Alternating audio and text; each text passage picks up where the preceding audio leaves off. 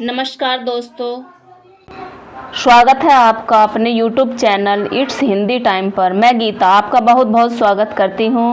और आज का हमारा टॉपिक है यूपी टेट में पूछी जाने वाली प्रत्येक काल की महत्वपूर्ण रचना। एक क्वेश्चन ऐसे आता है कि ये किस काल की रचना है। जैसे कि आदिकाल की 3 रचनाएं दे दी जाएंगी, उनमें एक रीतिकाल की या फिर आधुनिक काल की रचना होगी। तो उसमें पूछा जाएगा कि रीतिकाल की रचना कौन सी नहीं है, या फिर ऐसे पूछा जाएगा 3 रीतिकाल की रचना दे दी जाएंगी और एक रीतिकाल की रचना नहीं रहेगी। तो फिर उसमें यह पूछा जाएगा कि कौन सी नहीं है या कौन सी है। तो चलिए स्टार्ट करते हैं। हम जो आदिकाल की प्रसिद्ध रचना है या फिर हर काल की जो प्रसिद्ध रचना है उनसे रिलेटेड महत्वपूर्ण रचनाएं यहाँ पर आज मैं आपके लिए लेकर आई हूँ, और ये आपके एग्जाम यूपी टेट के लिए अति महत्वपूर्ण है। स्टार्ट करते हैं आदिकाल से। आदिकाल की प्रसिद्ध रचनाएं। आदिकाल की प्रसिद्ध रचना और आदिकाल का समय क्या माना जाता है? 1050 ईस्वी से 1375 ईस्वी आदिकाल माना जाता है। इस काल में जो भी रचनाएं महत्वपूर्ण रही हैं वो हम आज पढ़ेंगे। तो सबसे पहली हमारी रचना है पृथ्वीराज रासो। आदिकाल की जो प्रसिद्ध रचना है वह है पृथ्वीराज रासो। उसके पृथ्वीराज रासो के रचनाकार हैं चंद्र बरदाई। फिर है रामचरितमानस। रामचरितमानस जो है यह भक्ति काल की रचना है, फेमस रचना है, प्रसिद्ध रचना है, तुलसीदास जी की है। फिर नेक्स्ट है हमारी परमाल रासो। परमाल रासो जगनी की है। इन्हें परमाल रासो को आल्हा खंड भी बोला जाता है।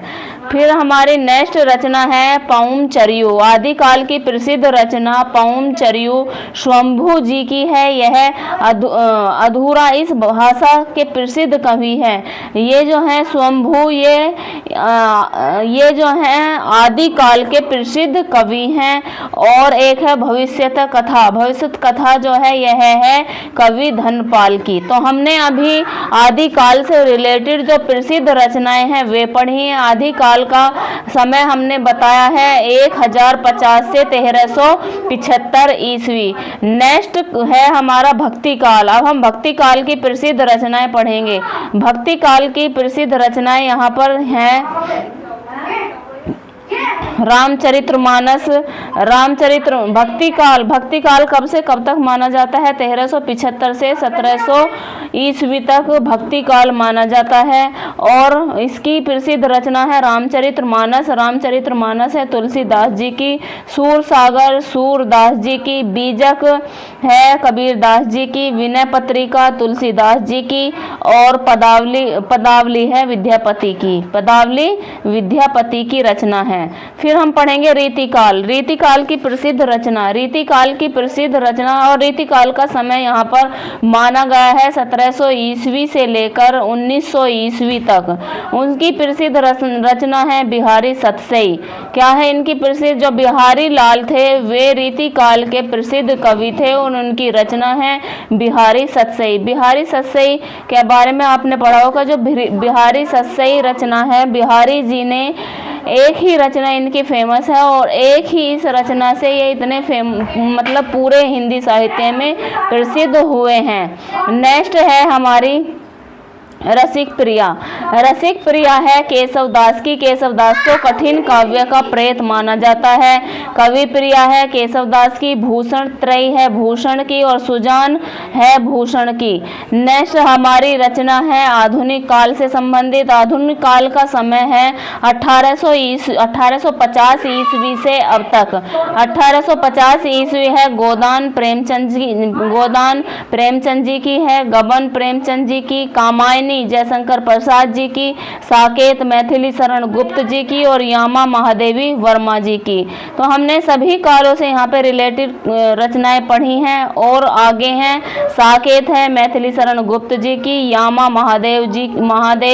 महादेवी वर्मा जी की। परिमल सूर्यकांत त्रिपाठी निराला जी की। रश्मि रथी रामधारी सिंह दिनकर जी की। आषाढ़ का एक दिन मोहन राकेश जी की रचना है।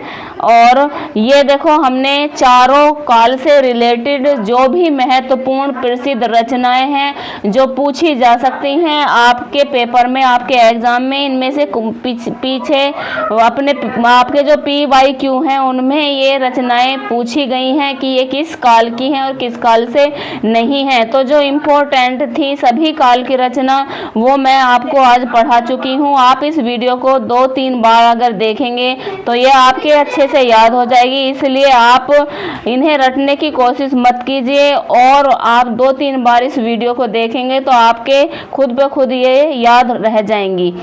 ठीक है, और अगर आपको ये मेरी वीडियो पसंद आई है तो वीडियो को लाइक, शेयर और सब्सक्राइब कीजिए। आपको जो भी टॉपिक चाहिए, जो भी आपको पढ़ना है वो कमेंट में लिखकर मुझे बताइए, मैं वो ही टॉपिक आपको पढ़ाऊंगी। धन्यवाद।